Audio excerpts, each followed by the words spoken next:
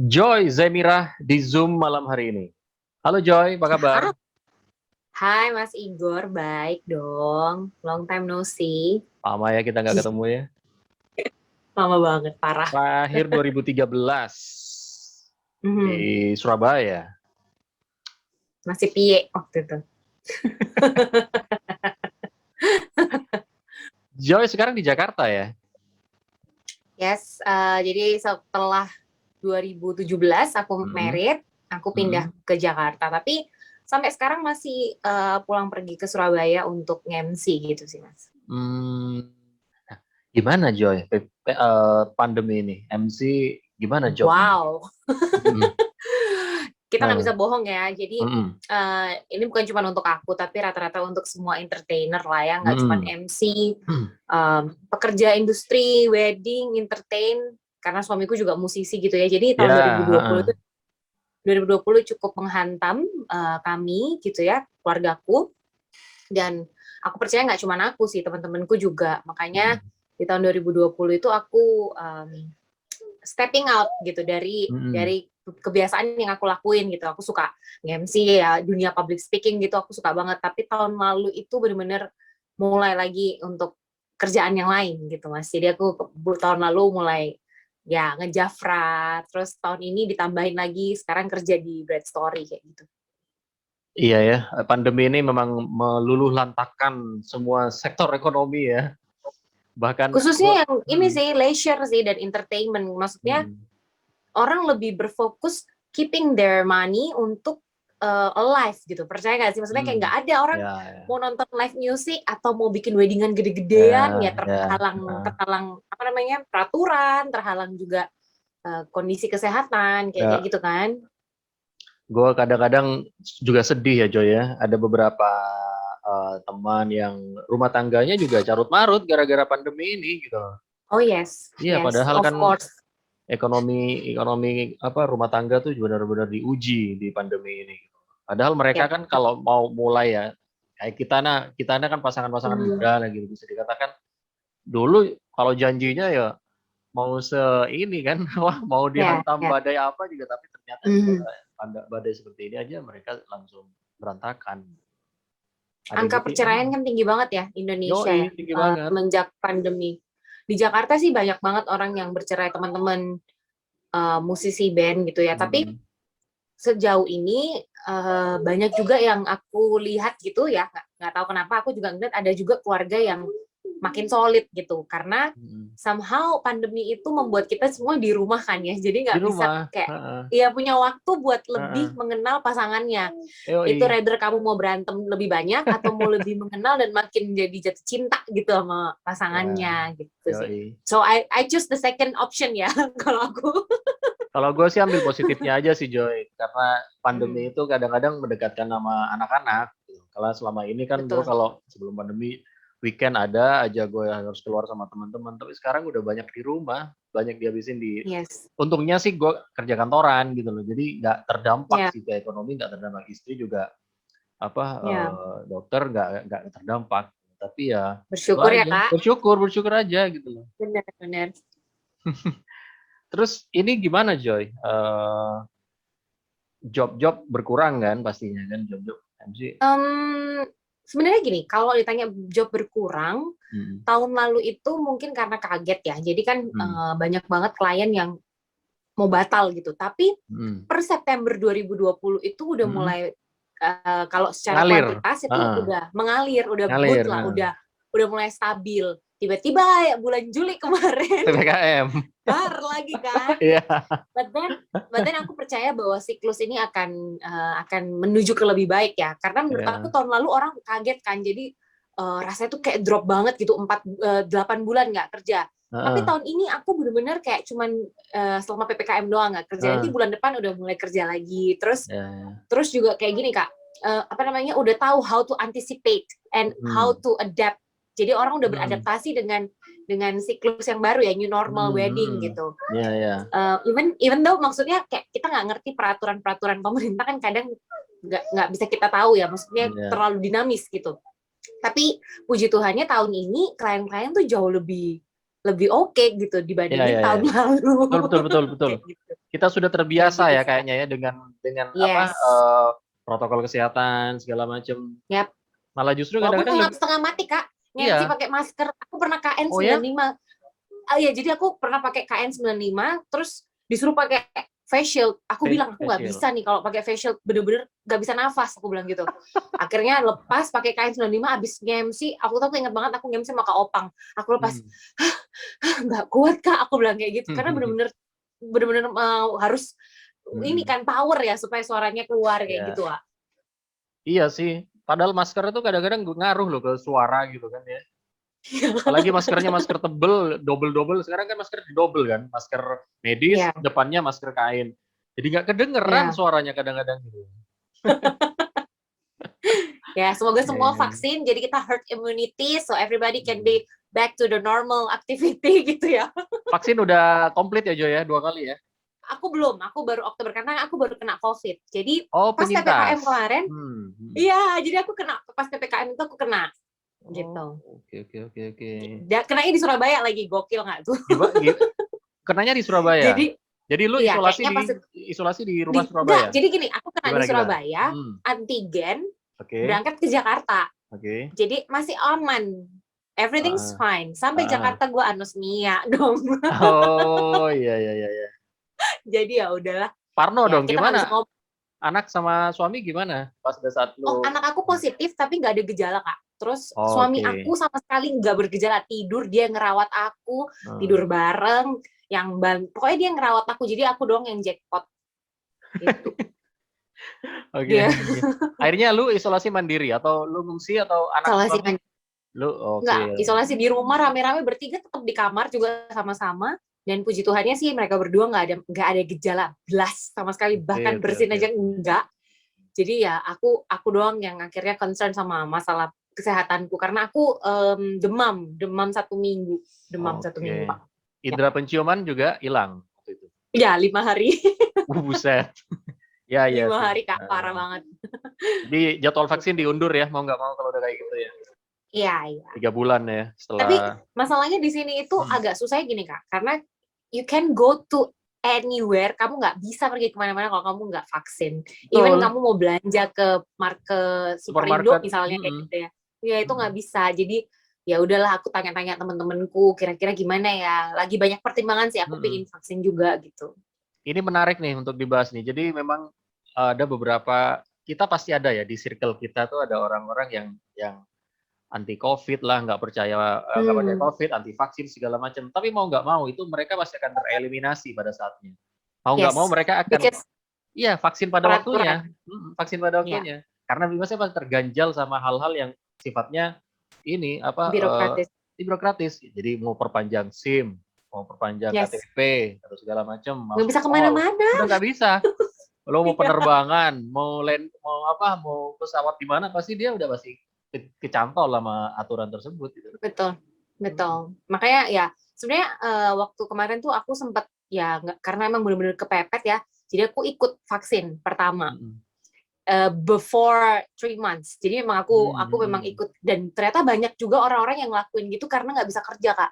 Contoh, beberapa orang itu nggak bisa masuk kantor karena kan sekarang kalau kamu mau WFO, kamu Hmm. harus punya surat vaksin. Nah, Betul. gimana Heeh. anak istri nggak makan kalau nggak kerja dipotong Betul. pelet? Yoi. Ya udah mending nggak, jadi baru negatif 2 minggu 3 minggu langsung Heeh. vaksin. Ya sampai sekarang Heeh. sih puji Tuhannya sih nggak masalah ya. Maksudnya Hmm. buat aku vaksin karena aku masih ada kekebalan tubuh, aku vaksin cuma untuk birokrasi gitu. Apalagi mau Hai. kerja kan, mau Iya iya MC iya. abis gini kan, Heeh. kayak gitu Iya sih. iya. Joy, gue Yes. beberapa waktu yang lalu ya, jauh lah sebelum pandemi lah, jauh sebelum pandemi, kenal sama lu di salah satu radio di Surabaya. Terus beberapa Mhm. kali lihat Instagram lo bikin cover lagu. Tapi kenapa sekarang udah nggak bikin lagi? Gue tertarik loh pada saat lu bikin cover lagu gitu. Gini Kak, Gimana kalau gimana? nyanyi itu mungkin a part of my hobby, tapi Oke. aku nggak yang punya apa ya, kayak aku nggak punya confident yang segitunya untuk nyanyi, karena aku tahu suaraku pas-pasan gitu. Kalau Oh aku tuh ya? kan orangnya Ah all out ya. masa sih? Iya. Berarti Serius, berarti kalau berarti teknik tuh yang aku nggak terlalu oke. berarti yang jago ininya ya, mixingnya ya. Ya kayaknya sih suami saya yang jago. Mixingnya jago berarti. Oke. Gimana terus? Nggak, maksudnya karena aku dulu nyanyi kan di Oke. gereja, terus aku ngeband juga di kampus di Surabaya, pokoknya aku aktif bernyanyi gitu. Sampai ketika hamil menikah, aku ngalamin banyak banget penurunan secara kualitas gitu karena nggak pernah latihan lagi, terus juga dan aku tuh kayak ngerasa kayak aduh kalau terlalu show off aku bisa nyanyi maksudnya agak minder lah sama orang-orang yang di sekitar aku, teman-temannya band yang rata-rata tuh penyanyi profesional. Jadi kayak Ya. rasanya ada rasa insecure gitu Kak. Jadi mending aku nge-MC aja udah atau ngisi voice talent aja lebih pede aing kayaknya. Oh, gue baru tahu ternyata lu nggak ada background nyanyi ternyata ya. Nyanyi Kak, gue nyanyi, gue punya album, pernah Oh. ada lagu, pernah punya album. Cuman kayak after married, after melahirkan, karena kan aku abis nikah langsung hamil kan, jadi kayak apa semuanya tuh serba cepet gitu. Terus aku ngalamin yang namanya penurunan nada, jadi kayak teknik vokalku udah berantakan lah semuanya. Jadi aku kayak udahlah nggak usah nyanyi lah, nge-MC aja udah gitu. Iya, Gitu. oke. Soalnya gue ada satu postingan lu yang gila nih, udah proper banget guys. Aku lihat kameranya proper. Mic-nya ditaruh di depan udah kayak diva gitu kan. Terus lighting-nya gue lihat ada di postingan lu di Instagram, gue lihat seperti itu. Ini ternyata wah, oke lah gitu loh. Tapi ternyata ini ya, di balik itu ada sound engineer yang jago ya. Iya, lumayan. Oke. Joy, kita flashback lagi nih. Gue nggak kan kita dekat karena waktu itu kita sama-sama di bawah satu radio gitu. Tapi gue nggak pernah Anda tahu. bos saya loh, Anda. Anda music director loh, bokap. Iya. Gue nggak pernah tahu. Lu lahir di mana, besar di mana, Joy? Kalau boleh kita flashback lagi ke masa kecil. So aku nih memang papaku Bali Ambon, mama itu orang Surabaya, jadi kayak percampuran banyak banget. Mama juga nggak bisa dibilang Surabaya murni juga nggak bisa, tapi karena mamanya dia anak angkat orang kayak gitu. Jadi kayak kita nggak tahu asal usulnya. Tapi kalau ditanya aku lahir di mana, aku lahir di Bali. Ini nggak tahu asal usulnya gimana maksudnya? Jadi gini, mamanya mamaku, eyangku, itu tuh anak angkatnya orang. Yes, nenek tuh anak angkatnya orang. Jadi nggak taunya bahwa eyangku itu tuh orang Jombang gitu ya. Terus kakek, papanya mama, kakek itu dari mama, itu juga orang tuanya dua-duanya anak angkat orang. Jadi kita nggak tahu betul jelasnya tuh gimana. Kita taunya orang Surabaya aja, gitu kan. Punya anak mama kan pendeta. Yes, mama papa itu pendeta. Jadi ketemu di Surabaya, mereka menikah, terus ke Bali, gitu mengembalai ikut gereja gitu ya. Aku lahir di Denpasar. Setelah itu aku sempat di Sumbawa sekitar 2 tahun kalau nggak salah. Sempat di Sumbawa 2 tahun, papaku merintis gereja di sana. Balik lagi ke Bali, terus ke Kupang NTT. Jadi di Kupang sampai hari ini. Papaku di NTT sampai hari ini. Jadi udah sekitar 23 tahun di NTT. Lebih. Ya, 23 tahun. Aku umur 5 tahun aku pindah ke Kupang.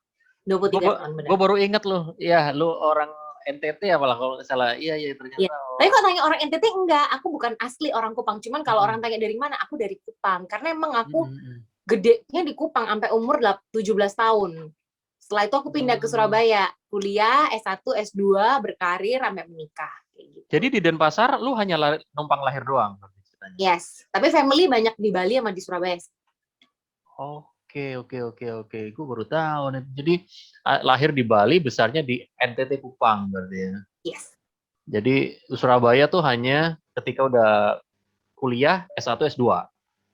Yap. Oke.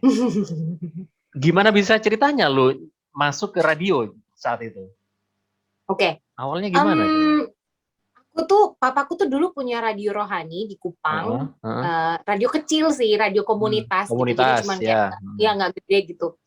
Aku kelas 6 SD, aku inget banget, aku tuh sering banget nonton sinetron Malam Pertama yang Tamara Geraldine, tau nggak sih? Gak penyiar tahu. Tamara Geraldine gue tahu, Tamara Geraldine. Yes, dia punya film namanya Malam Pertama. Dulu tuh horor-horor gitu ceritanya. Jadi awalnya tuh dewasa banget, terus akhirnya diganti ke segmentasi yang horor. Nah, aku tuh suka nonton. Cerita filmnya tuh tentang orang siaran radio, Kak. Terus aku bilang gini, Hmm. keren banget nih Tamara Geraldine kalau siaran tuh Ya. apa ini orang kayak siaran kayak ngomong-ngomong di mic tuh apa? Aku tanya mamaku lah, itu Ya. penyiar. Akhirnya aku ikut lah kelas 6 SD, aku ikut training di di radionya papa, Ah, radio komunitas. Yang training itu orang dari hard rock. Aku yang paling kecil karena masih SD. Bukan karena aku anaknya bapakku ya, tapi tiba-tiba waktu hari itu aku training, aku masuk audisi dari sekian banyak orang yang audisi mau jadi penyiar. Usia Terus berapa lo? aku Masih ingat nggak itu? Waktu itu usia berapa? 11 tahun, Kak. 11 Aku tahun berarti 11 SD tahun. ya, SD lah. Kelas 6. Kelas 6 mau Oke. naik SMP, aku inget Ya. banget. Terus dari situ aku belajar. Jadi kayak diajarin sama orang dari Hard Rock Jakarta, terus dia pindah ke Kupang. Belajar aku teknik siaran, tapi nggak yang full kayak kita, maksudnya industri ya, karena kan itu radio komunitas kan. Belajar, sampai akhirnya radio papa tutup waktu aku SMP. Oke. Jadi udahlah berhentilah nggak radio, aku mulai nge-MC di Kupang, nge-MC di sekolah, di Ulang mana tahun. namanya, di acara ya gereja, acara-acara apa, KKR anak kayak gitu-gitu. Pindahlah aku ke Surabaya. Di Surabaya aku udah mulai langsung hari pertama aku masuk ke kampus setelah aku orientasi, aku lihat kampus aku tuh punya studio siaran. Tahun berapa, Petra Joy? Kampus Lo Radio. pindah ke Surabaya tahun berapa? 2010. 2010, oke. Ya, jadi aku ingat banget setelah masa orientasi atau dulu namanya P3K Maba, bulan Juli, aku tuh masuk Agustus, langsung aku daftar ekstrakurikuler ya gitu ya namanya ya, itu radio. Karena aku memang passionate banget sama dunia radio. Dulu aku pengen jadi pramugari, gara-gara orangnya kok suaranya bagus banget ya di siaran, tapi aku takut naik pesawat. Lalu gimana caranya? Ya jadi penyiar gitu. Terus aku masuklah dari kampus. Aku sempet juara juga, jadi juara Sonora, terus juara maksudnya juara Sonora, Sonora lagi ngadain lomba jadi siaran. Sonora sama BBC dulu, BBC atau apa gitu, BC TV yang sekarang jadi Kompas. Ya, itu bikin kayak lomba di Gramedia Expo, aku tuh juara 2, Kak. Juara 2 aku. Yang dilombakan apa, Jo? Yang dilombakan? Penyiar radio dan penyiar televisi. Jadi seolah-olah lu aku juara kayak aku juara penyiar gitu. TV. Oke. Nah, terus aku sempat jadi Captain of the Month, jadi penyiar radio of the month, dikirim ke ke radio MDC, siaran di situ 1 jam. Terus radio Sonora pernah juga aku siaran di situ. Terus aku pernah jadi penyiarnya Kompas TV juga selama beberapa bulan. Bentar. Lu pernah di Sonora? Pernah siaran tamu. Gestar gitu maksudnya, kayak gestar Iya, gitu. jadi kayak dapat hadiah kan, karena aku ikut komunitas siaran di kampusku. Terus aku menang Captain of the Month, jadi dilihat performance bulanan, boleh siaran di Sonora as a guest star kayak gitu. Ya. Terus di MDC lanjut. Juga. Lanjut, terus lanjut. Indosiar gimana? Oh ya, Indosiar itu masih lama. Jadi setelah aku di Istara. Jadi aku itu sempet fitness, aku inget banget, aku tuh fitness di daerah Pondok Chandra, ketemulah sama Raria Budiarta, Kak Raria Budiarta. Yes, Kak Ari inilah yang ngajak aku siaran di Istara, kayak gitu. Jadi dia tahu, pertamanya dia minta kenalan, biasalah ya, minta kenalan, and then kayaknya kita bukan cocok jadi pasangan, kita cocok jadi teman. Terus kita ngobrol-ngobrol gini, kamu dulu siaran ya, Joy? Iya, kenapa Kak? Iya, aku lihat suara kamu bagus. Mau nggak jadi penyiarnya Istara? Mau lah, kan anak kampus ya. Siapa yang nggak mau gitu. Akhirnya aku berpikir gini, gila ya. Akhirnya gue jadi penyiar gitu. Aku dikenalin sama Mas Hendra, sama Mas siapa sih yang badannya berotot tuh? Aku lupa loh. Mas Iwan. Di training lah aku. Aku training yang paling lama. Berarti Ari bawa lu ke Istara langsung? Yes. Hari itu juga. Jadi ketemu, diajak makan di Ciputra World. Kemudian suara aku direkam, dikirim ke Mas Hendra. Suaranya direkam by handphone maksudnya? Iya, by handphone. Oke. Pakai DB waktu itu. Iya, BlackBerry. BlackBerry yang keypadnya gampang lecet. Onyx tuh loh. Onyx gampang hilang gitu. Ya. Oke, dikirim ke Hendra. Terus dikirim ke Mas Hendra bilang gini, cakep juga nih, ya udah boleh deh bawa gitu. Akhirnya aku cakep suaranya atau cakep mukanya? Itu aku nggak tahu. Feeling aku sih kayak bukan suara sih. Oke, terus. akhirnya aku masuk karena aku tahu di Istara tuh banyak senior aku di Vkom di Petra itu yang Siapa? di situ Siapa dulu Joy? Daryl ya kalau nggak salah. Oh, Daryl ya. Ya Daryl kan kakak kelas aku di 2006 terus Oh, oke oke kemudian oke. siapa lagi ya Kak Opang aku tahu dia nge-MC kan dulu ya Ya ya. nge-MC terus aku ketemu taunya dia ternyata itu terus aku kenal beberapa orang lah di situ gitu contohnya Ya. kayak Kak Coki gitu kan Kak Ah. Coki Kak Mbak Uli juga gitu ya udah akhirnya udahlah aku ke Istana lah coba. Memang aku kayaknya waktu itu training terlama karena aku bertiga kan batchku aku Yanus sama Eca aku ingat Oh banget iya itu iya iya iya. batchku. Gue baru ingat Iya, ada Eca.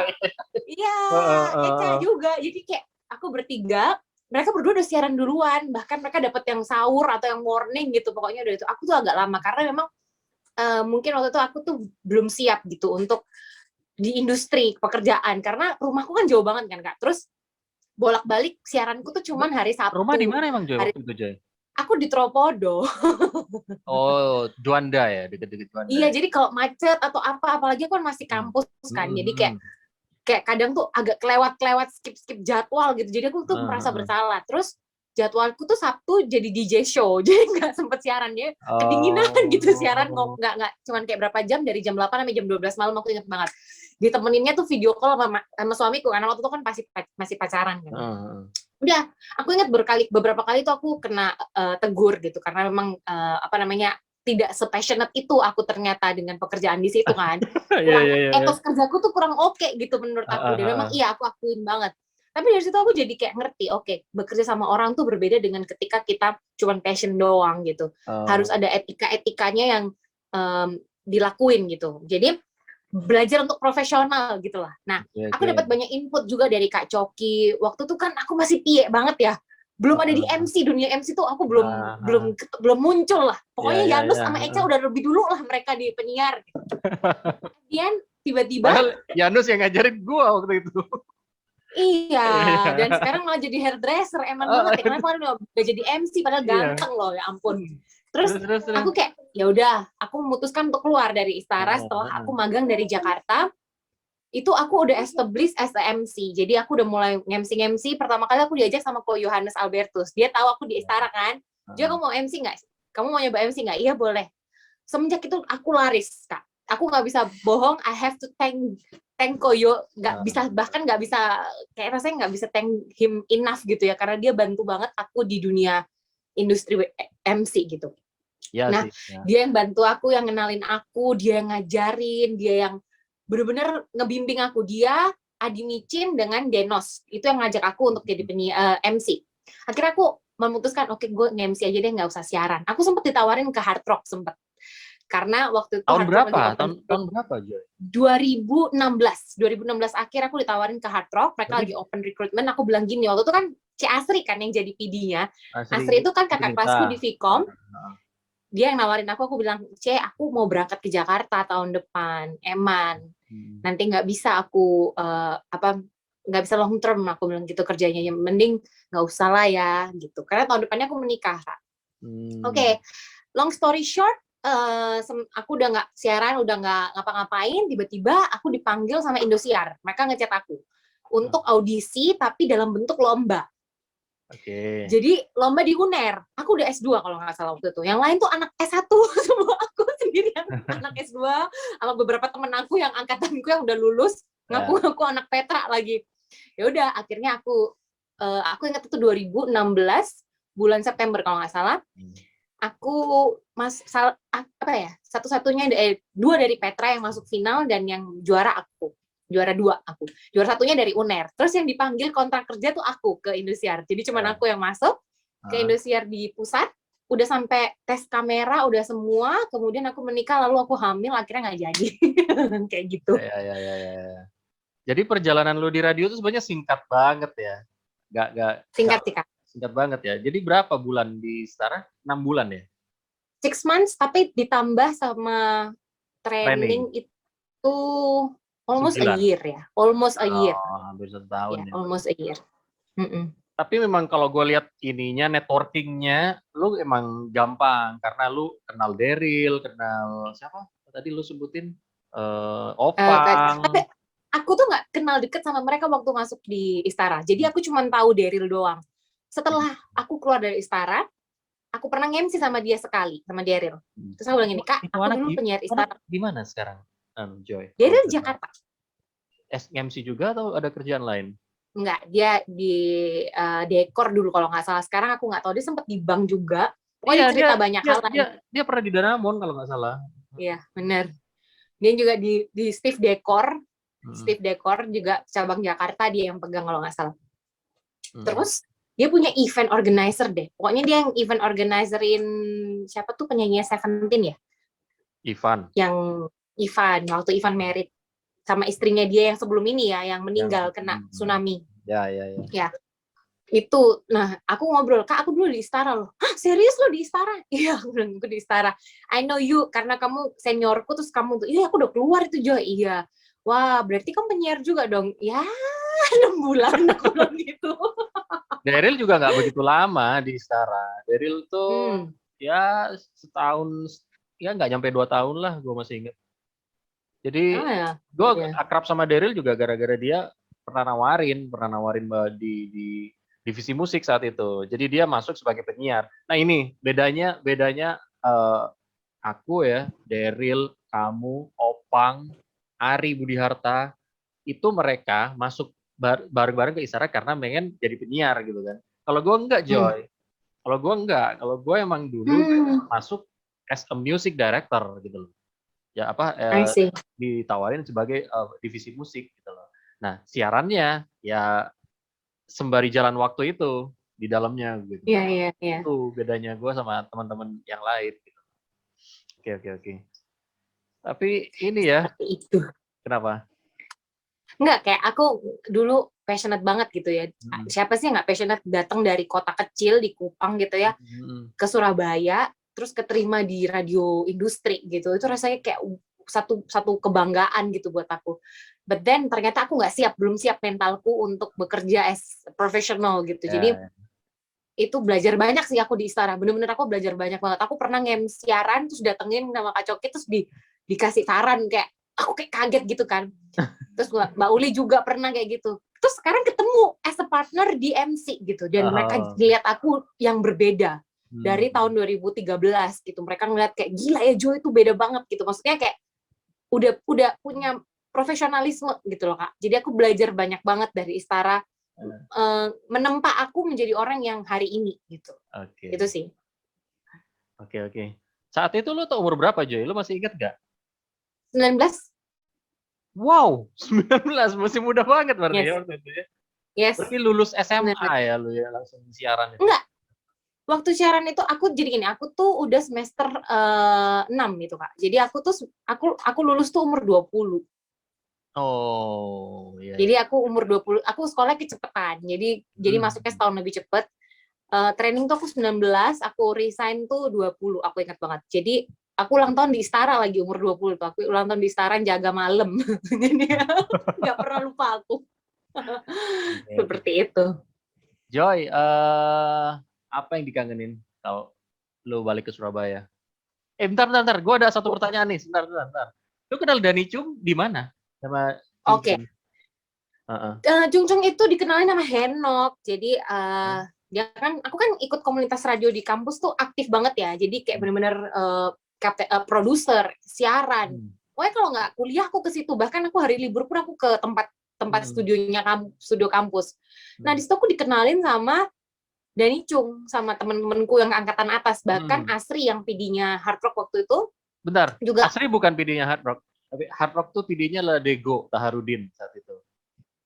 Asri itu iya 2016 pokoknya 2016 tuh dia jadi PD kan ya. Tapi Asri itu kenalnya tuh juga dari situ. Ya, mereka baru mau skripsi, mereka baru mau sidang terus bikin sidangnya tuh di studio. Nah aku dikenalin lah. Terus kita sama-sama ke gereja bareng kalau sama Chung itu. Jadi dari situ aku jadi deket. Dan aku tuh dulu kan gila-gila nonton konser ya. Jadi kayak ada konser apa datang.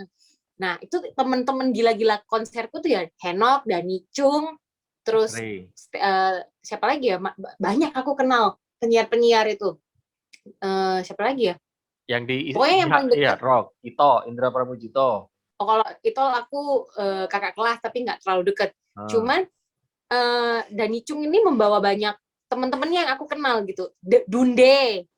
Oh, Dude. Ya, Ya. Dunde. Terus itu tuh kenal dari radio, terus kita jadi grupis gitu. Ya, Jadi ya, grupis ya. nonton konser kayak gitu. Ya, ya. Ya, ya. Oke. Gue tadi mau nanya, kalau di Surabaya lu kangen sama apa, Joy? Yang dikangenin kuliner deh. Apa contohnya misalnya kalau lu kangenin? Mak Oh, kalau Yeye. kuliner mah banyak ya. Iya, Mak Yeye itu aku suka banget ya. Gak ada di Jakarta kan? Gak ada loh. Suamiku tuh suka banget Mak Yeye, parah. Jadi kalau ke Surabaya kita pasti mampir Mak Yeye. Tapi kalau karena aku kan sering ya ke Surabaya ya, jadi aku tuh suka banget. Aku tuh orang Jawa Timur banget lah makanannya Kak. Jadi kalau di sini tuh aku pemilih makanan. Nggak semua makanan aku bisa makan di Jakarta. Contohnya? Jadi aku lebih kalau ke Surabaya, aku makan tuh ya pertama pecel, penyetan. Aku suka Bang Ali. Aku Iya, iya. suka soto ayam. Susah banget di sini nyari soto ayam. Soto ayam Yang yang enak enak kayak gitu maksudnya ya. yang ada koyanya gitu. Itu Oh, susah di menurut Jakarta aku di nggak ada sini. ya kayak gitu ya? Soto ini apa namanya encer, nggak kayak kuah kentalnya Cak Ya, Har ya, itu ya, ya. loh. Nah, Ya, ya ya, itu. ya, ya, ya, oke. Ya itu tuh. Terus di sini juga ciloknya kan aci banget ya. Kalau di sana kan masih ada baksonya, masih ada kayak dagingnya. Jadi aku kalau ke Surabaya jajan. Ah, Kayak itu sih. jajan dia sih. Surabaya itu emang kulinernya emang jago emang. Jadi Gak ada Surabaya lawan. nggak ada lawan. Surabaya itu emang kuliner jalanannya yang jago. Kalau Yes. mallnya oke lah, di Jakarta juga banyak mall gitu kan. Ya, betul. Terus sekarang udah punya anak satu. Anak satu Mama lah. udah mama ya. Jadi kangen nggak kira-kira siaran lagi? Kalau ada yang nawarin radio, Wah, aku bakal sangat seneng banget sih kalau bisa siaran dengan waktu yang fleksibel ya. Kalau aku dituntut yang kayak harus kayak orang lajang kerjanya agak susah karena aku kan ngurus anakku sendiri ya.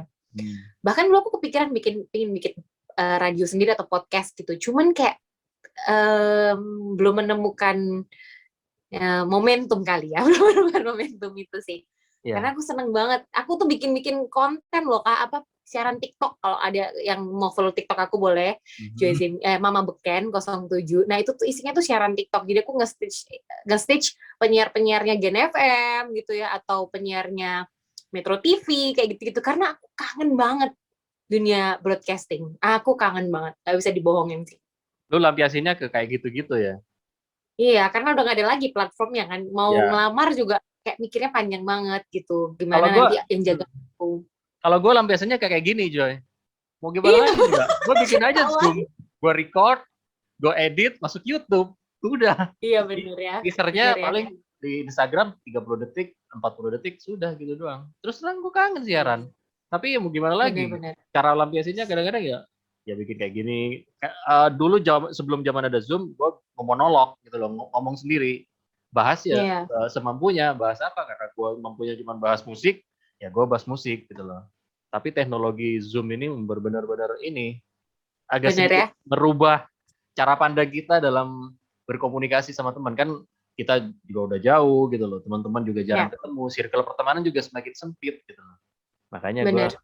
cara lampiasinnya dengan cara bikin-bikin kayak gini. Andai Kangen kan, ya, Kak? andai kan gue sejago apa suami lo bikin lagu kan, gue juga bikin lagu, tapi apa Tuhan tidak memberikan berkah itu kepada talent, itu tidak diberikan kepada aku gitu loh. Gak gitu. Iya, iya, bener. Gue kadang-kadang Kangen iri banget loh. sih. Gue kadang-kadang iri loh Joy, ketika ngeliat Tohpati bikin cover gitarnya, Dewa Bujana bikin ini. Aduh, kenapa gue nggak bisa main gitar sejago itu gitu loh. Ya kan Ngana bagus banget, Kak. Kalau siaran, kayak bule, Nah, gaul. Apalagi kalau chart-chart gitu. nah Joy, terus planning ke depan nih. Sebenarnya sih masih banyak waktunya sih. Lo pengen nambah anak nggak? Cukup satu aja. Gue sementara ini sih belum sih. Cuman, karena ini kan aku 28 ya umurnya sekarang. 28 Kepinginnya sih maksudnya before. 2 Umurku tahun. sekarang tuh 28 Oh, lu gitu. 28 ya? Oke. Baru 28, masih baru 28. Cuman kalau misalnya gini, aku berpikir kayak above 30 itu agak susah untuk punya anak kan. Maksudnya agak lebih ribet gitu, lebih sakit kayaknya ya menurut teman-teman aku. Ya nggak tahu sih, mungkin tahun depan atau pas 30-nya persis. Karena gini Kak, saat ini tuh aku lagi mengejar, karena kan aku nikahnya cukup muda ya, umur 24 tahun. Nah, langsung punya anak pula. Jadi kayak aku belum reach many things gitu, kayak belum mencapai banyak hal. Jadi sekarang tuh aku lagi ngejar itu semua gitu. Walaupun ya sekehendaknya Tuhan aja gitu. Apa yang bisa aku capai bisa gitu. Jadi aku mau optimalkan semuanya. Jadi aku lagi bangun bisnis. Nggak cuma di Jafra gitu, ada bisnis kuliner, kemudian juga lagi mau bikin kayak sekolah musik sama sekolah public speaking kayak gitu-gitu sih Kak ke depannya. Iya ya, gue beberapa waktu ini ngelihat postingan-postingan lo itu di Jafrapreneur ya sebutannya ya, Jafrapreneur. Terus lo juga ada di bio lo pasang Warung Sang Ayu. Apa ini Joy? Kalau boleh tahu Warung Sang Ayu. Jadi Warung Sang Ayu ini menolong aku banget di tahun 2019. Jadi tahun 2019 tuh suami kan dulu sempat di The Comment tuh, main di TV kan. Iya, terus tiba-tiba program apa? The Endut. Ya, jadi kan? Itu lama banget Kak, 7 tahun. 7 tahun. Jadi selama kami pacaran pertama sampai menikah di tahun ketiga, itu dia masih main. Terus tiba-tiba di tahun 2019 tuh Net TV kan drop ya. Jadi salah satu program yang di drop itu The Comment. Terus mamaku datang lah. Jadi juga. The comment hancur lah ya, intinya kayak maksudnya di drop. Aku juga kayak wah tapi gila, padahal TikToknya tuh keren loh, padahal Darto Danang tuh kenapa ya di drop ya, ratingnya turun kali ya. Segmented kali ya, segmented ya. Ya terus tapi lawakan-lawakannya ya sih gitu kadang-kadang ketebak sih, lawakan-lawakan ya. plesetan-plesetan. Mereka bagus banget, kalau ketemu personal juga oke banget. Cuman mungkin memang equipment dari sumber daya televisinya kali ya. Indonesia belum siap dengan sistem yang seperti itu. Jadi kayak jadinya kesian gitu. Padahal sebagus itu loh TV-nya. Terus akhirnya ya udah 2019 tuh mamaku datang. Waktu itu aku juga kalau kita nge-MC tuh bulan April tuh rada susah ya untuk dapet job ya. Jadi datanglah mamaku dari Kupang, terus dia masakin ayam rica. Aku bilang ini enak banget ayamnya. Suamiku bilang ini enak banget mah. Diajarin aku. Terus aku jualan nggak. Dari 1 tahun itu aku pure dapat duit tuh dari masak itu sambil MC. Jadi karena suami di layoff lah istilahnya ya. Jadi dia cuma ngegig doang, main musik as pengiring artis gitu, session player, sambil aku nge-MC sambil masak. Surabaya tuh aku pernah bikin 1 kali open PO 30 porsi. 1 porsinya 500 gram, kamu bisa bayangin. Itu berarti sekitar 15 kilo masak. Jadi aku ngerasa kayak momentumnya waktu itu kan aku belum punya modal ya. Kalau sekarang punya modal nggak ya, belum juga. Tapi lagi kepingin buka tempat untuk ojek online, lebih gampang buat benar.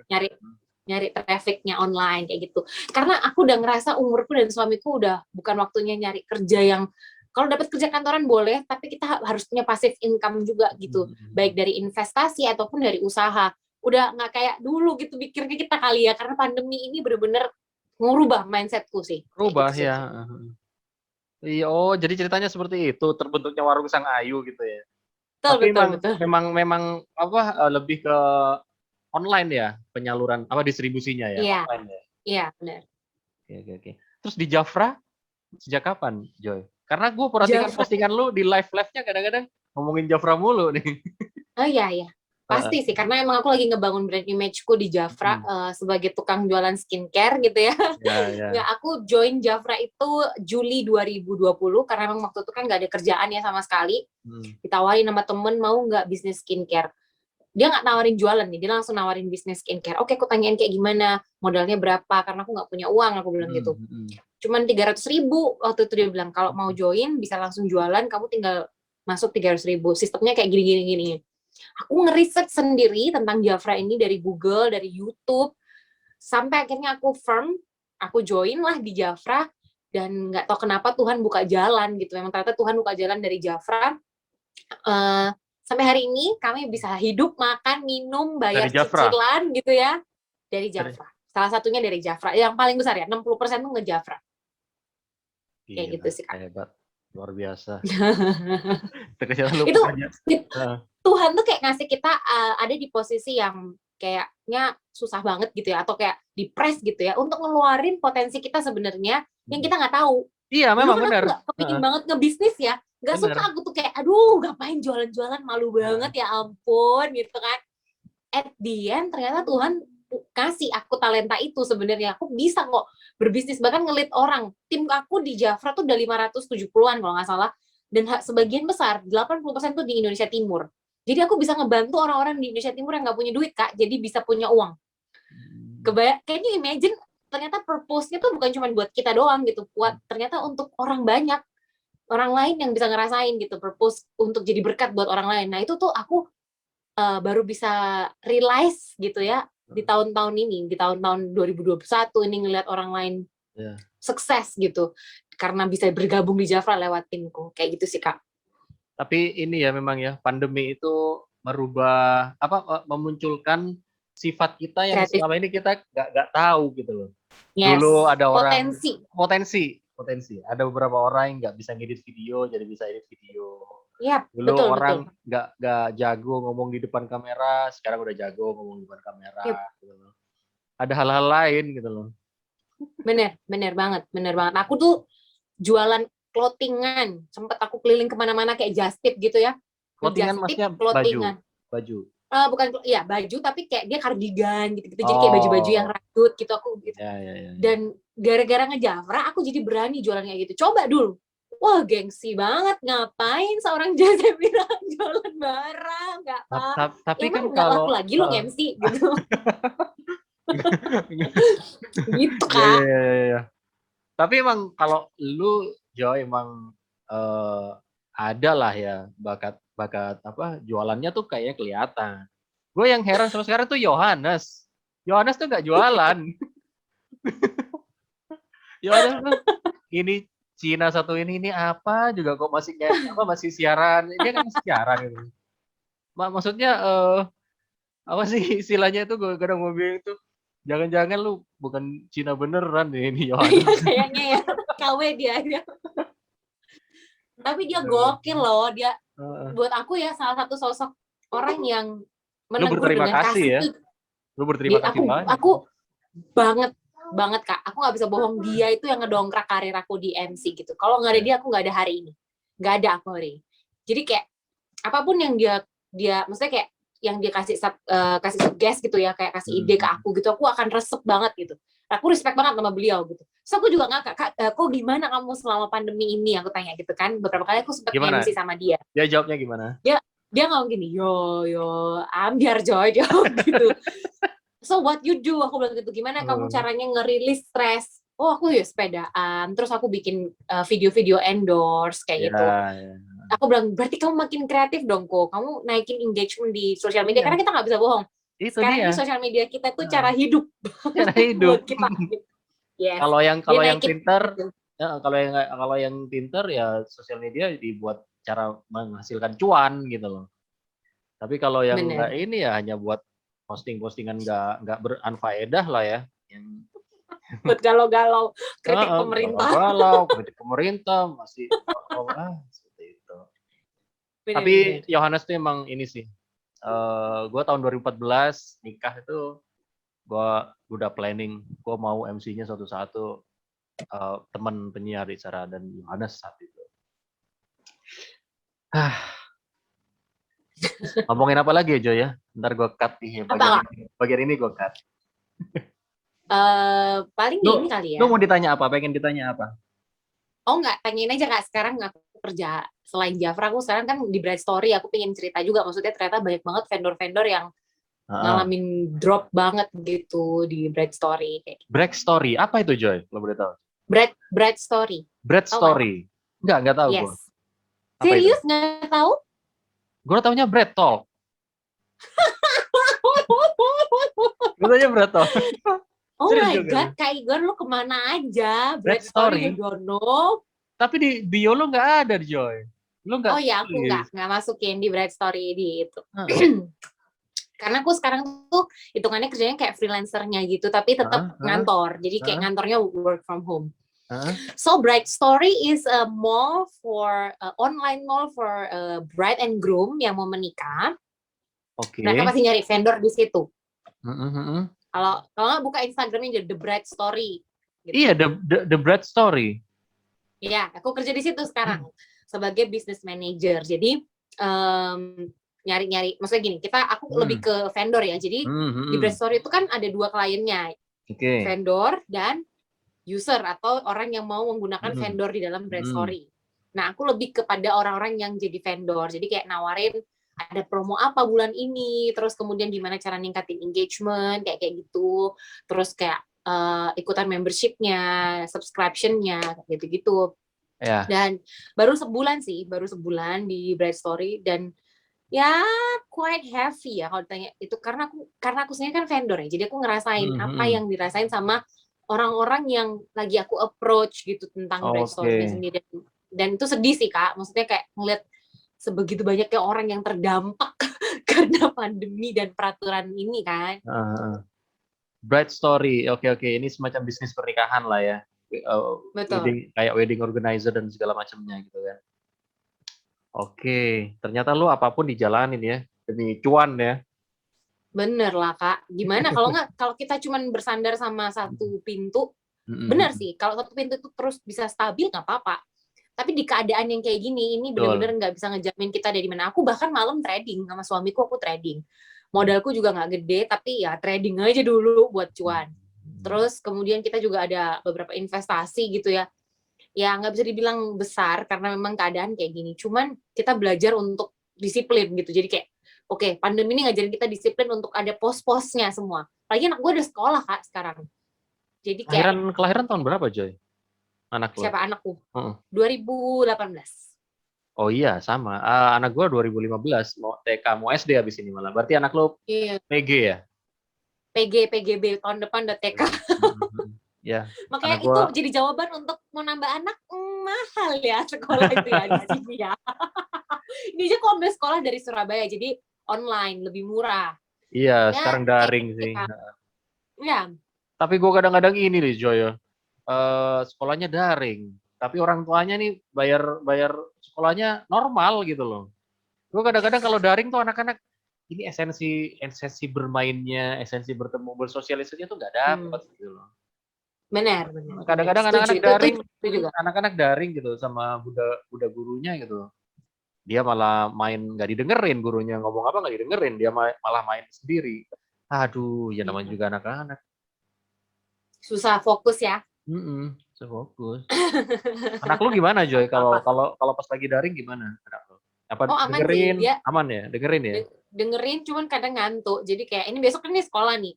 Pagi kan bangun banget pagi, mandi, terus sarapan, terus sekolah. Kalau gurunya ngomong terus dia agak ngantuk. Begitu dia aktivitas sensori atau bikin apa gitu, dia lebih interesting excited.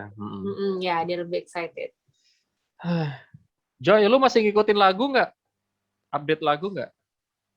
Terakhir tuh aku ngupdate lagu tuh tahun lalu sih Kak. Jadi tahun ini tuh nggak terlalu, cuman lagu terakhir yang lu suka apa? Ini kan lagi naik banget si Caleb, orang Indonesia itu ya. It's Only Me. Caleb J. Jadi sekarang itu ya. takaran lagu itu aku bisa lihat di mana. Jadi dulu kan aku selalu buka di YouTube Top 40 Vivo gitu, misalnya Indonesia atau Inggris gitu. Kalau sekarang? Tapi right now TikTok itu jadi TikTok. Kayak indikator lagu kita. Ya. TikTok jadi aku tahu lagu-lagu itu TikTok. TikTok menjadi salah satu parameter lagu bisa jadi hits atau enggak ketika lagu itu dijadikan backsound oleh TikTokers gitu. Seperti itu. Itu It's Only Me itu baru banget naik dan semua orang nyanyiin. Sebelumnya Lyodra. Oh iya, Lyodra. Pesan terakhir, ya kan? Gila. Ingat ya gue padahal emak-emak nih gara-gara di TikTok Kak. Jadi gue akhirnya ngeliatin di YouTube. Terus radio, rata-rata kan aku kalau naik mobil di Jakarta kan lama ya kemana-mana. Aku selalu denger Prambors. Nah Prambors tuh memang lagu-lagu yang hits kan. Jadi aku dengerin di situ dan aku tahu oke, lagu apa aja yang masih diputer gitu. Thank God-nya Justin Bieber tuh masih bertahan gitu ya dari dulu sampai sekarang. Lagu-lagunya bagus-bagus sampai sekarang kayak gitu. Justin Bieber, Dua Lipa, Bruno Mars masih tetap merajai di. Masih, tapi mereka kelibas Korea, nggak bisa bohong. K-pop ya, itu sekarang gila. Ada tren musik dunia juga ada beberapa yang berubah bergeser. BTS dan kawan-kawannya mulai menjajah Billboard dan juga. Yes. Kalau BBC kayaknya enggak sih. BBC itu tetap kelasnya memang UK banget gue liat. Makanya gue dari dulu emang patokan itu lebih ke BBC daripada ke Billboard. Dari dulu sih dari. Tapi yang fenomena tergilanya adalah Hmm. sekelas Coldplay itu Coldplay Ya. dan Bruno Mars itu tergeser sama butternya. Iya sama Butternya Butter. si ini BTS. BTS. Iya. Ini habis gini launching nih Lisa Blackpink Lisa single. Blackpink. Bakal ngalahin nih yang baru-baru masuk nih. Iya, iya. Gitu. Gue udah nggak sejago, nggak secanggih lah ya. Gue udah nggak secanggih tahun 2009 sampai 2013. Di mana gue saat itu ya? memegang kontrol penuh terhadap musik di salah satu radio. Tapi kalau sekarang, gue cukup tahu aja, oh Bruno Mars, Leave the Doors Open. Kemarin gue Zoom sama Chung Chung. Chung Chung malah lebih update gitu loh. Chung Chung masih lebih update. Karena dia masih kerja di radio. Dia udah enggak, dia udah keluar dari udah enggak ya? Di radio yang Bali itu kan dia udah keluar. Bali United. Bali United, dia katanya dipecat. Ada ntar gue posting gue bakal posting tuh. Kenapa dia dikeluarin? Ya ampun. Tapi dia gara-gara pandemi kan ya? Mungkin, tapi dia cerita kenapa dia update karena dia masih menjadi kontributornya Creative Disk. Creative Disk itu adalah website musik yang selalu berisi tentang lagu ya. Welly namanya yang punya. Gitu. Iya, iya.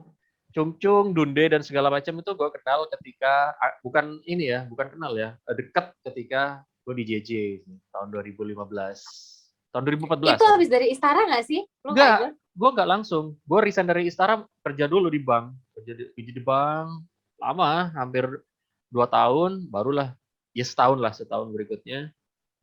Chung Chung. Berarti kenal sama Baby, Putri, Baby segala macam, siapa tuh Saula segala macam. Kenal. Tapi memang karena di situ gue itu adalah as announcer aja gitu loh, nggak memegang kontrol lagu. Ya udah, gue cuma datang siaran pulang. Beda kalau di Istara kan gue ngantor dari 9 to 5 gitu. Iya. Joy, di bagian akhir nih udah mau sejam. Boleh. Kira-kira ke depan ini kalau pandemi udah berakhir, lo apa rencananya? Lo ada ini nggak, gambaran nggak? Kira-kira pandemi ini kapan sih berakhir? Nggak ada ya? Will never be. Aku udah dulu awal-awal kayak 2022 sih ini. Dulu awal-awal ya 2020. But then tahun ini aku realizing kayak ini berakhir apa nggak berakhir, yang harus berubah adalah pola pikirku. Karena menurut aku ini nggak akan pernah berakhir. Sorry itu saya nggak tahu kenapa, bukan aku mematahkan harapan orang, nggak. It will be endemic gitu. Jadi ini akan jadi endema atau apalah intinya, kayak flu atau apa. Nanti kita akan ada ketemu di Indomaret, mau beli Coronaldol dong satu gitu kan. Kita nggak tahu. Iya. Iya benar. Itu. Benar. Karena mau nggak mau virus ini akan ada gitu loh di sekitar kita. Gitu. Kayak flu biasa wes. Virus tuh nggak bisa mati. Virus itu akan cuman lemah doang gitu. Nah makanya menurut aku yang harus berubah tuh adalah kitanya bisa nggak beradaptasi, kitanya bisa nggak adjust gitu. Makanya aku agak waktu aku sakit corona itu cukup, aku dan suamiku mengambil keputusan yang sangat baik banget Kak, yaitu menonaktifkan Instastory, menonaktifkan semua sosial media. Bukan berarti aku nggak update, aku update masih jualan Jafra apa, tapi aku kasih tahu, aku nggak mau denger orang-orang yang nyaranin aku obat atau minum ini, minum itu, berita ini, berita itu, ke rumah sakit loh, kalau nggak gini, aku tutup. Nah di situ aku sembuh secara mental, aku seneng banget bisa kumpul sama suamiku, talknya deep gitu. Jadi aku cepat banget sembuhnya, aku cuma 12 hari. Ya, jadi hitungan cepat berarti. Dari situ aku mengerti akhirnya gini, pandemi ini mengajarkan kita untuk stop complaining and start doing your dreams. Entah ini mau berhenti apa enggak nih corona, yang pasti aku akan punya usaha makanan, ya ini yang mimpi aku ke depan ya. Aku akan tetap ngejafra sampai kapanpun gitu ya, karena aku merasa bahwa this skincare helps many melalui perusahaan ini atau melalui usaha ini banyak orang ketolong, nggak cuma keluargaku. Terus aku juga akan bikin warung Sang Ayu. Aku akan tetap ya. Pastilah. Ya, itu usaha kulinerku itu akan aku buka offline. Jadi doakan. Amin. Amin. Ya, doakan. Dan aku ada rencana mau bikin sekolah public speaking. Rencananya itu di Kupang gitu. Jadi kayak punya cabang satu branch Oh, ya ya gitu ya ya. sama sekolah musik. Tapi ini masih jauh ya. Tapi dalam waktu dekat aku akan bikin sekolah public speaking untuk orang-orang gratis. Jadi kayak awal ini masih gratis dulu Kak. Nanti kalau mau next level bisa bayar. Tapi aku nggak akan narik gede karena aku juga bukan orang yang iya, aku bukan sekelas Kak Meti Piris atau Kak Glenn gitu Ya yang punya ya sekolah ya. gede Nah. ya. Buat aku ini untuk menolong orang-orang, at least mereka bisa presenting something atau mau Ya jualan ya. something gitu. But based on my experience, based on what I do right now kayak gitu. Ya, Joy, thank you banget. Lu menginspirasi, Thank you. sangat menginspirasi. Gue nggak nyangka Enggak, ternyata lu, biasa aja. hah? Biasa Menginspirasi, aja. Joy. Kau secara nggak langsung itu, wah, ternyata di saat-saat pandemi seperti ini kerja keras lu, hebat. Padahal gue kadang-kadang tuh udah, gitu loh. Enggak ya, enggak. Pokoknya jangan Biasa. menyerah. Harus tetap Enggak ya. olahraga. Aku even kerja gitu ya jam 3 sampai jam 4 tuh aku izin sama kantorku gitu. Nggak balas WA. Aku kerja, aku olahraga Kak sejam 45 menit. Kalau Kakak lihat Instagramku tuh Olahraganya apa, ada Joy? olahraga. Kalau boleh tahu? Aku workout sih sebenarnya kayak Workout. kayak ngikutin dari YouTube dari namanya Chloe Ting. Ini tanganku sampai ini kalau Kakak Ya lihat ya ini ya di ya. lokasi itu Gue pernah lihat planking. postingan lu. Pernah lihat postingan lu workout Ya, beberapa waktu lalu. itu bagus banget untuk apa sebenarnya? Stress release. Karena aku kan apartemen kan kecil banget, terus kayak setiap hari penuh dengan tekanan pekerjaan. Jadi tuh stress release-ku gitu. Dengan kita sehat mental, sehat badan, kita sehat ngomong ke orang, ngomong ke anak, ngomong ke suami, ngomong ke sesama begitu ya. Jadi vibe-nya kita bagus gitu. Nah, itu aku mau kasih saran juga buat Kak Igor juga, istrinya dokter apalagi, ayo sehat, pokoknya harus sehat. Tapi gue ini ya Jo ya, pandemi ini malah nggak tahu ya, gue malah selama pandemi di rilis gitu ya sama pemerintah 2020 bulan Maret kalau nggak April tuh, gue sampai detik ini Maret ya 2020 sampai detik ini Agustus 2021 gue nggak pernah flu malah. Gue nggak pernah flu Joy. Atau nggak tahu gue nggak mau apa sih istilahnya tuh nggak mau jumawa, gue nggak mau jumawa. Ya takabur ya. Takabur. Gue mungkin karena prokes gue ketat, Joy. Gue masker itu nggak pernah dicopot. Gue kan kerja di bank gue pun gue teller gitu loh. Yang setiap hari ngadepin orang-orang ini. Jadi masker itu nggak gue buka, kecuali gue sholat, gue mandi, udah gitu aja nyampe rumah. Itu yang pertama. Ya. Yang kedua, vitamin jos terus kenceng gitu loh, kenceng. Dulunya zaman Istara, Joy, hampir sebulan tuh ada aja yang ingus sampai beler-beler yang suara bindeng-bindeng. Suara bindeng tuh masih aja siaran gitu. Ya, gila ya, masuk pandemi itu. Apalagi malam lagi ya. Kalau lagi malam. Siarannya kan gue tau sendiri jam 12 sampai jam 2 gitu loh. Iya. Gitu. Dan nggak tahu ya, pandemi itu membuat gue badan lebih protek gitu loh. Tapi gue nggak mau jumawa, gue takutnya ntar besok juga sama kayak lo kena juga. Aku tuh kena tuh gara-gara apa tau nggak Kak? Gara-gara aku begadang. Jadi mungkin virusnya udah nempel, entah di baju atau di apa. Malam tuh aku begadang nonton. Lu jadi kondisinya lagi ini nggak? Parah, langsung aku demam. Jadi aku ngerasa kayak oke, selama pandemi ini kita benar-benar harus jaga, nggak cuma prokes aja sih. Bukan berarti kita takut ya, nggak, itu juga nggak baik. Maksudnya kayak terlalu kayak parno gitu enggak. Tapi kita menjaga. Betul, kita harus menjaga itu.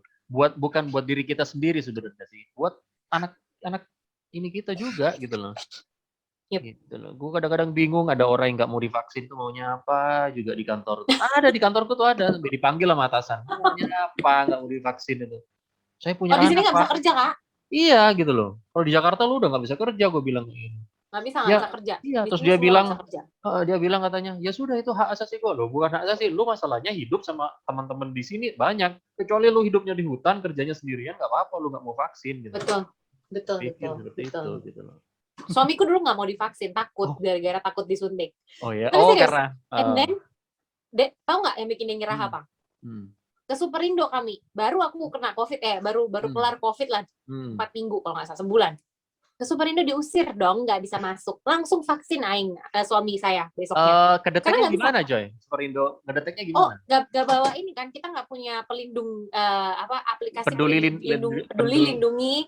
Ya. Peduli Lindungi itu, dan kita nggak punya kartu vaksin. Ya, oke. Jadi nggak bisa masuk. Akhirnya Kalau di mau sini kayak vaksin gitu ya. semua. Langsung vaksin. Gimana?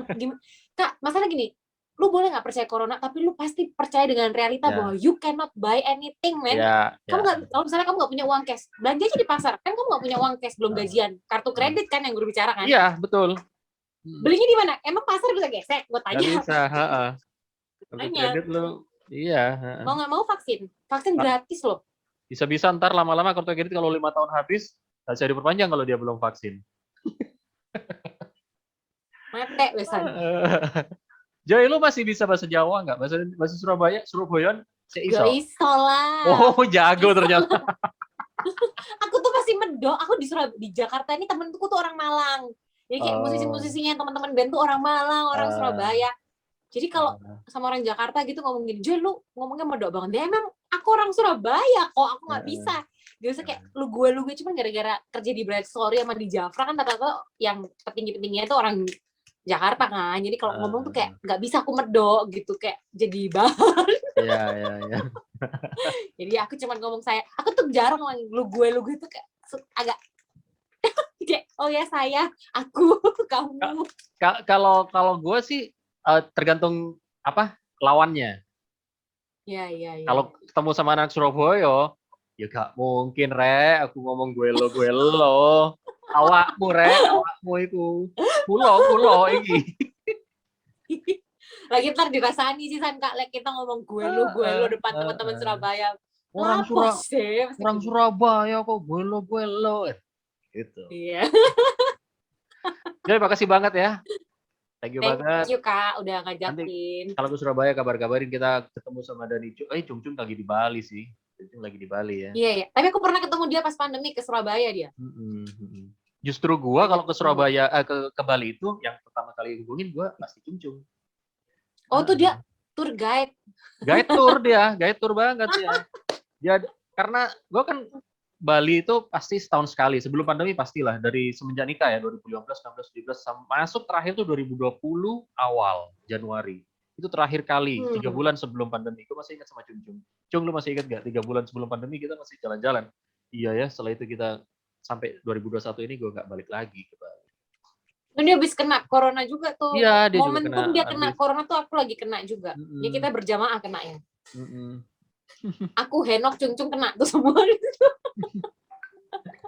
Aduh. Ya sudah. Thank you Kak. Joy, thank you banget udah ngobrol-ngobrol dan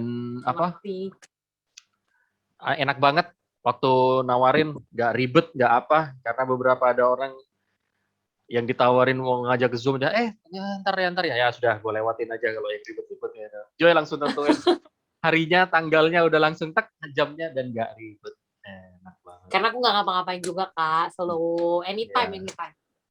Joy, thank you banget. Yes. Bye. Semangat, sukses Sampai terus, ketemu lagi sehat-sehat ya.